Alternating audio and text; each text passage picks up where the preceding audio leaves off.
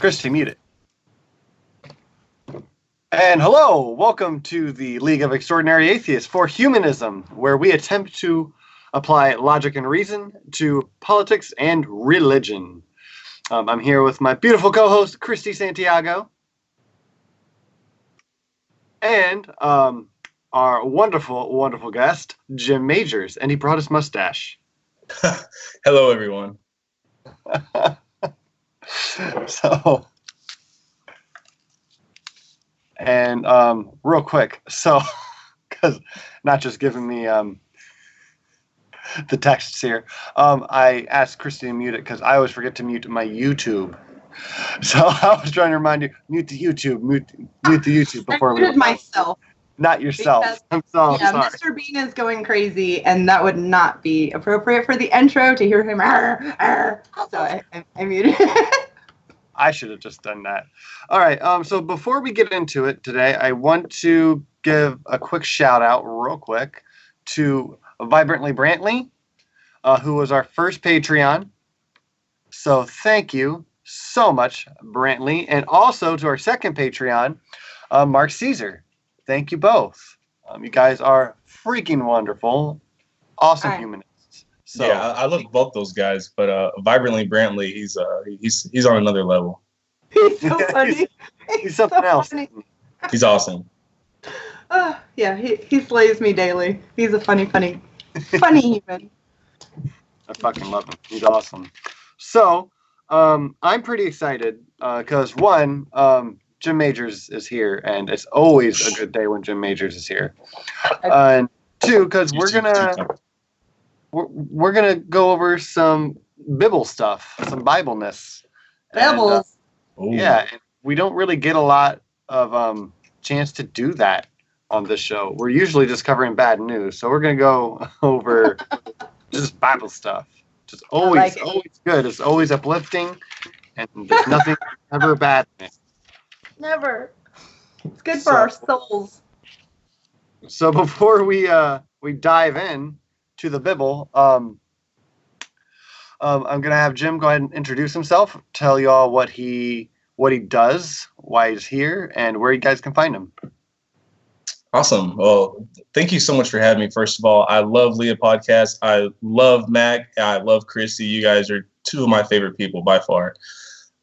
So my name is Jim Majors. I also go by the Disciple of Kairos. I have a YouTube channel that I'm currently launching. And a lot of what I do is biblical criticism. I'm really passionate about debating it, talking about it, teaching people about it, and learning about it.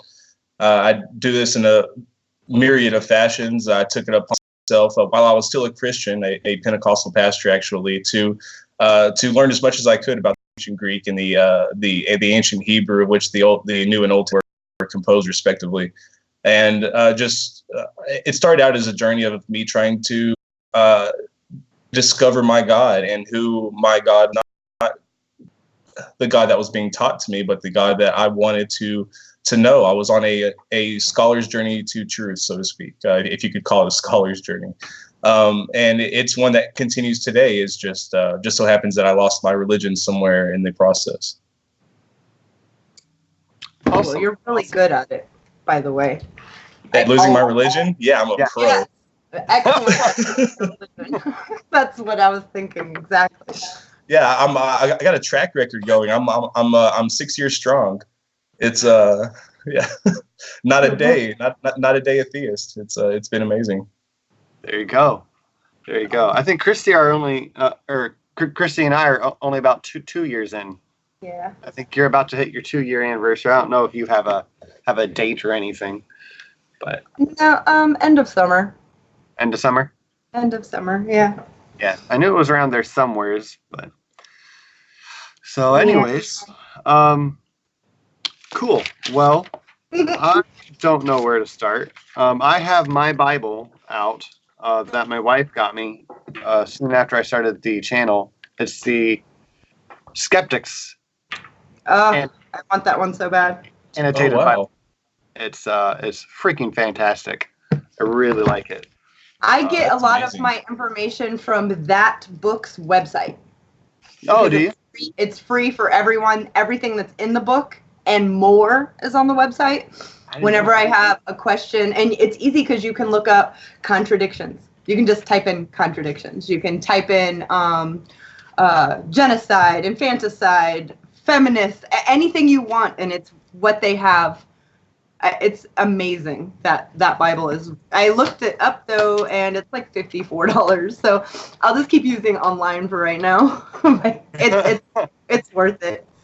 I have a question that I'm just curious about. Probably other people are too, especially if you were previously religious like myself. I don't think that it's an unfair question. I think that, it's something that I think about. What do you miss the most about believing? The thing that I miss the most is that community, because it's one thing to have a common belief with somebody or a common interest, but to have something on the level that believers hold their God to, it's something that's unwavering and unchanging. I love cheese. I don't think about cheese all the time. I do. That's a lie. Okay, but I don't eat. But I don't eat cheese all the time. I'm not a connoisseur of cheese all the time. But with God, it was something different. With God, it was something that I thought about daily. It was part of my life, and to share that belief with somebody and to be in a community where that's a commonly held belief.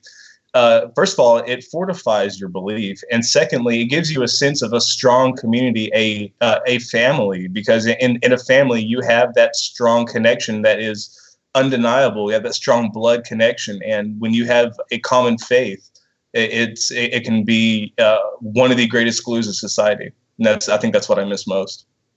Yeah, that's understandable. It really is. I think that's why it's so important that ex-believers, whether they call themselves atheists, humanists, or garbage can lids, it doesn't matter to me. It's so important to have a community where people will just let you be who you are. I think that's so important. That right there is one of the biggest reasons. I think that people that are believers, even if they're logical and they question things, even if it's just to themselves and they keep it inside, never leave, because it's what they do every Sunday. It's who they have every Sunday dinner with. It's what they do on Wednesdays. It's how they raise money for, it's. Sure. We need to do that. When they're going through problems in life, they're just the first people that they talk to. So they are, you have somebody to speak with about your most intimate problems, trusting that they're going to speak on your behalf to the deity and gain you some favor somehow. Right. Yeah, that's. Yeah. And like you said, it's a daily thing. It's definitely was a daily thing for me too. For me, that's, as an adult, I didn't have the religious community. I hadn't been to church weekly for when I let go of all magical thinking for 2 decades. So it wasn't that for me. It was the I'm just kind of here. There's nobody looking out for me at all, even if it's just like a mystical universe thing, which is kind of the last thing I held on to and let go of. There's no reason. There could be like, well, this happened so that this would happen, and that was really hard to let go of. It might sound silly, but oh, wow. So it's really, really up to us to make things better, and it's so important to help make things better. Because it is just us. Yeah, that part's really hard. Still to this, even earlier today, I was thinking it's a good thing that this, happened. And nope, Christy, that's not why it happened. It was a circumstance that you were prepared for and jumped on, something like that. And still have that remnants of magical thinking that I have to smack as soon as it comes. That happens daily, just about. Yeah, I couldn't agree more. Yeah. Okay. We're having 65% of the frames dropped for OBS. That's insane. So sorry, Nacho. Yeah. Thanks. Yeah. Side notes, right? It looks like we're having a lot of buffering issues here. So sorry, everyone. Yeah. I hope you guys can stay tuned in. If not, I hope you guys can catch it later, because it will look a lot better once it's all right. done and uploaded. I learned that word from Nacha when it's rendered for YouTube. I have no idea what it means, but I say it like I do. So. It sounds good. Yeah. Sounds good. Yeah, when Nacha renders it, it's fine. So YouTube, whoever. I would say real quick that one of the things that I don't really know what I miss. I think maybe it's just like what Christy said is that there's no one looking out for me. But also I think there's something to be said about. I don't miss it per se, but like my body kind of still misses it because it's a habit of just prayer, like before you eat or like before you go to bed or something like that. Does anyone else get that like urge, like when you sit down to like eat dinner, like you want to pray real quick and you're like, oh wait, no, I don't need to do that. No, I really don't. Now, if somebody else is praying, I automatically will bow my head.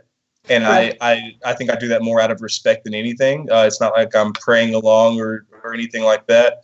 But as far as, just feeling it necessary or some kind of muscle memory or something like that, kind of trying to revert to that, or in times of despair, reaching out to prayer or feeling I need to reach out to prayer, I haven't really experienced that, no. No? Interesting. I think for me it was because I hadn't been in that environment for so long. We didn't pray before food. We didn't, none of that. It was probably about a month or two after I had out loud, I'm a gosh darn atheist, but it was about a month or two after that when I don't remember what it was. I think it was cop behind me. I'm pretty sure it was cop behind me. Me going, oh God, please don't let me get pulled over just drive the goddamn speed limit. Like, what are you doing? Who are you talking to? And I remember feeling so foolish for that. And then, I forgave myself not too long after that. But still, it's just that instant, oh God, don't let me, there's no God pulling me over. If I were to get pulled over, it would be a cop. Yeah. So, yeah, that's silly.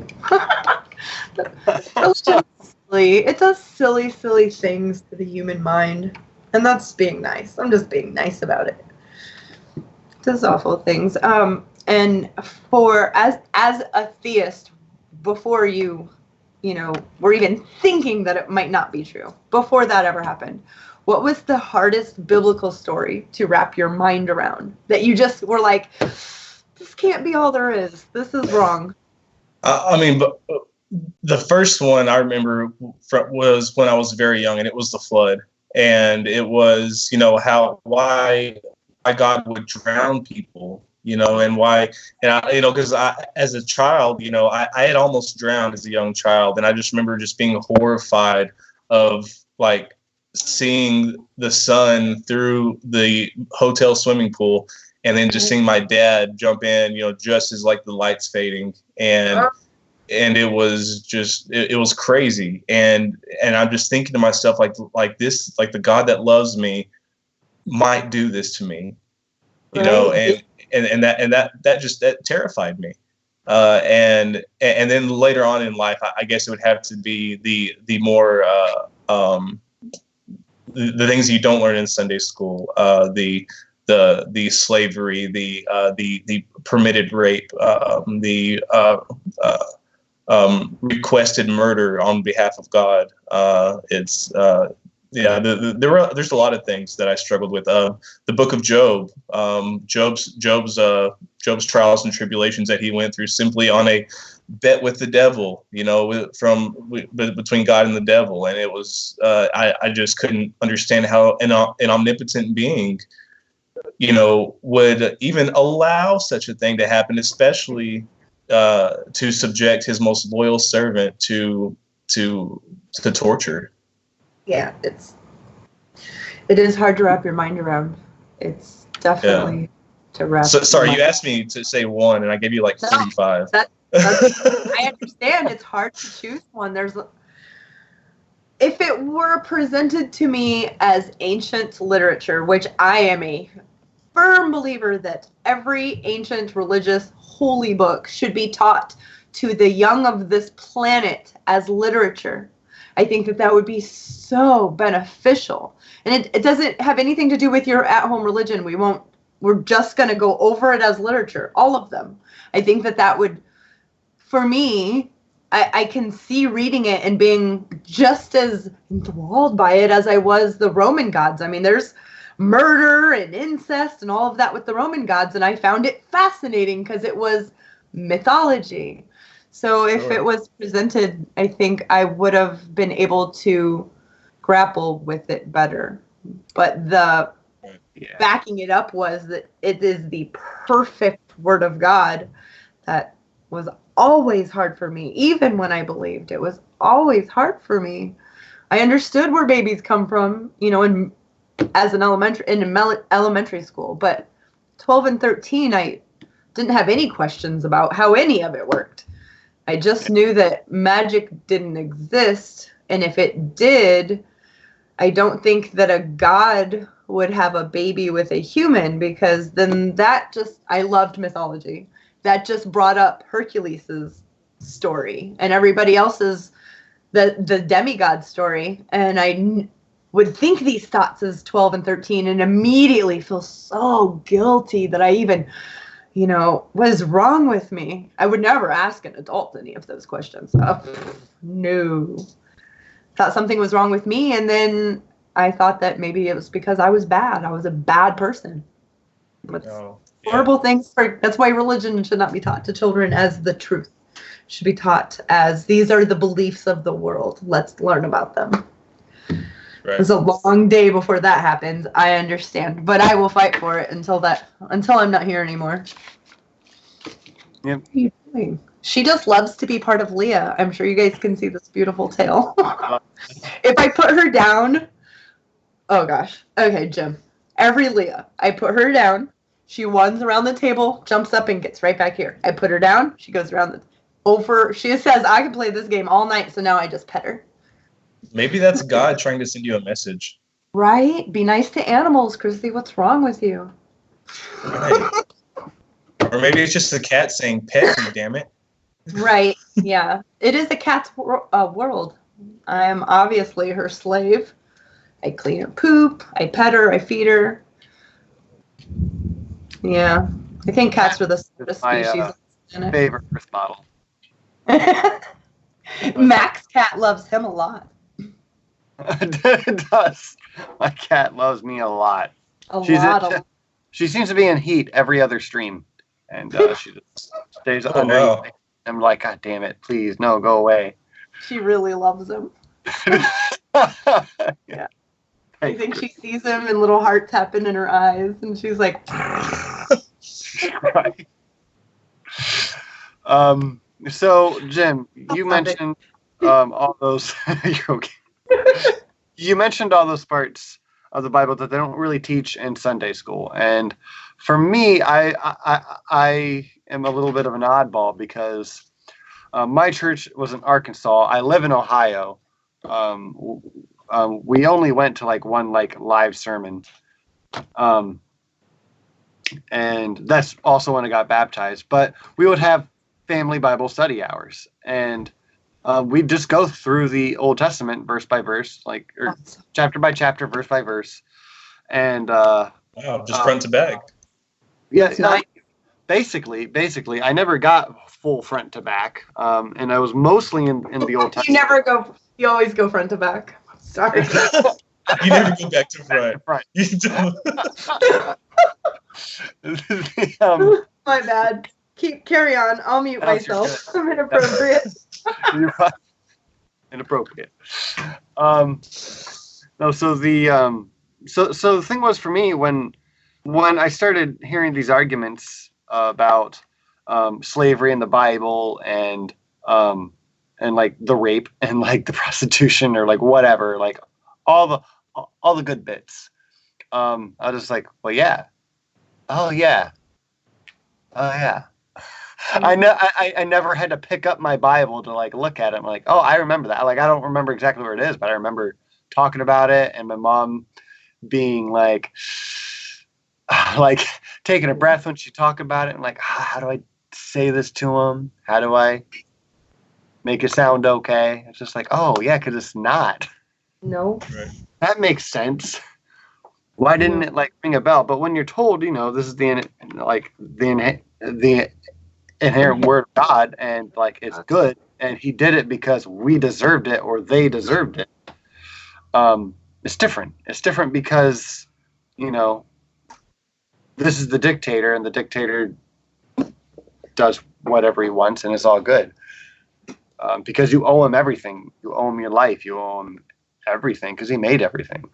So I guess my question for you is, when did you get to those bits? Because you said you're not taught those in Sunday school. So when did you find them? Did you find those parts when you started diving in yourself, or?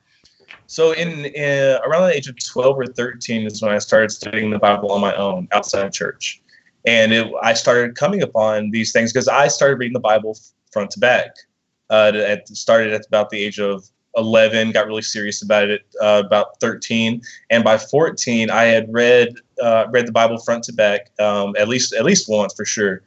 And I had notebooks full of cross references, full of questions that I had. Didn't have the internet, so that was out of the question. And it was so at the age of 14 is when I decided that the church doesn't know what the hell they're talking about, and if I want the truth, I'm going to have to find it on my own. Wow. And so that's when I decided that that's what I was going to do. Yeah. At 14, I was picking out outfits to go roller skating. So I was that kid who would bring his Bible and a notebook to school, and then after classwork was done, I would bring my Bible out and my notebook, and I would continue my work. Like that was my second work. I'd come home, finish my homework, and that was it. And back into the Bible. It is a fascinating book for me now, but it's fascinating about you. It's still my favorite book, believe it or not. Yeah. It's a historic ancient book. Of course, I don't think it should ever not to be relevant. Was one of the, if not the longest lasting man-made religion, in history so far. Consistent. I know that it has changed a lot. Every century it changes, little bits here and little bits there.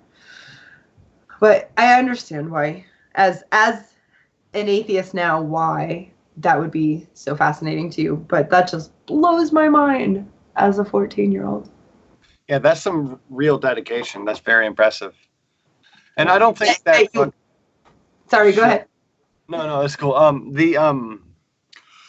Because I know that like some atheists, especially those angry ones, those angry atheists, they would like religious books banned. Like there are some atheists who want religious books banned, right?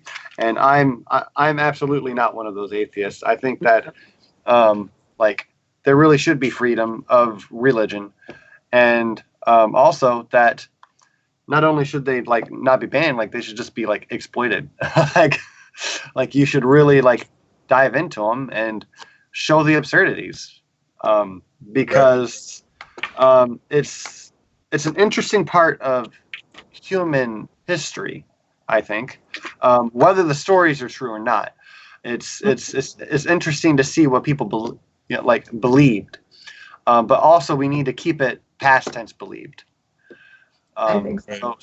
So we need to like go into it every now and then and show this is why it's ridiculous. Well, and that's the problem. That's why religion survives in the 21st century, is because there are people who are whitewashing it and teaching it to people, and they are isolating the education. They have a monopoly on the truth of what the Bible is. They say this is the interpretation and this is what it is. And if you don't like it, go somewhere else. But no church that you go to, no matter how different they are, will concede the awful things in the Bible, because it automatically refutes the entire morality or moral basis, the claim to morality, that they have with Christianity. And it's only because of that sugarcoating and that whitewashing that religion, especially Christianity and Judaism, the Abrahamic faith, and Islam, are the only reason that they are still relevant, in today's society is because they're not being taught. I agree. Right. I mean, I could tell you if I learned about those things in church, I would have left a long time ago. Right. Yeah. I just would have been like, wait, what? It contradicts reality so much, and this is why I really, I really appreciate that people like Matt Powell are still around. Ken Ham, Banana Man, what's his name? Anderson. All of these literalists are still around because I feel like no, hey, cut them some slack. They're reading it right, right? They're reading it right. So it's much easier to tear down when they're being honest about it and just straightforward. Yeah. So I do. I've thought about that recently. Exactly that. Andersons of the world, the creepy.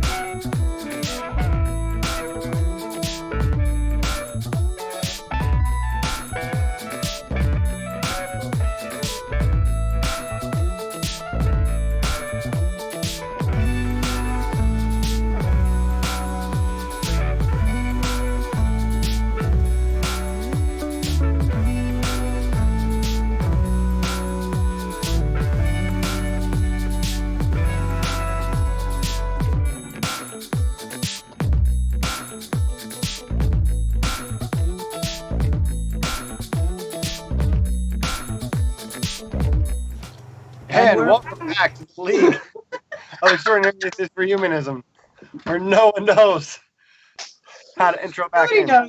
Nobody knows. Okay, I do know, though. I remember where we were. I took a note. We just don't know who's doing it. Jim, introduce us again. So you. Take it away. Oh, wait, what am I doing? Nothing. He's just messing with you. Anything you want. This is your show now. We were talking about Anderson and pastors like him.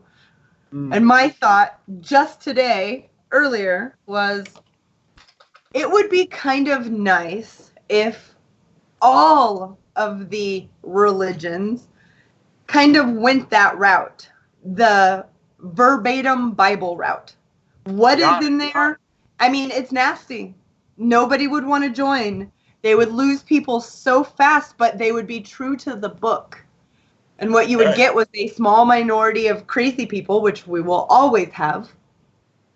But we wouldn't have a lot of the fluffy God is love universe stuff that, pulls adults who have let go of the magical part of it, but still hold on to the spiritual, good feeling community part of it. It would kind of release all of them to find a better way. Yeah, just the thought I had. I mean, that's nice, but the whole reason that there's so many Christian sects lends credence to the whole idea that people will come up with their own bullshit to justify their own bullshit. You won't find a person in a church that listening to a message that they don't agree with. They will go to a different church. But at the same time, you can't go into any church and pull out 5 believers and ask them 5 fundamental questions about their belief system and have them agree on it. The only reason that they're in that church is purely out of convenience sakes, because it makes them feel good. They leave churches that make them feel bad because maybe they are adulterers. Maybe they do lie. Maybe they do steal. Maybe they, maybe they covet their neighbor's ass. It's who knows? But they will go to a. Yeah. Oh no, not Jim. Oh no. Oh, not Jim. All right, cool. It was such a good thought. Baby, come back. I'm just gonna have that song stuck in my head all night now. No, so all right. Well, hopefully Jim comes back here in a few. Right. He's having some internet and storm problems. What is your thought on that thought that I had about all religions? I mean, I know that it's just a thought and it's not anything that's even going to happen, but no, I think that we talked about this a little bit with Topic Thunder last. But I think it's funny. The point that Jim made is that you can ask like 5 different people from different churches 5 fundamental questions, and you're not going to get the same answer. Right? They're not going to agree on it because as objective as their rules and their truths are, they're completely subjective. Yeah. I think that you could grab 10 from the same church and ask them all the same question and get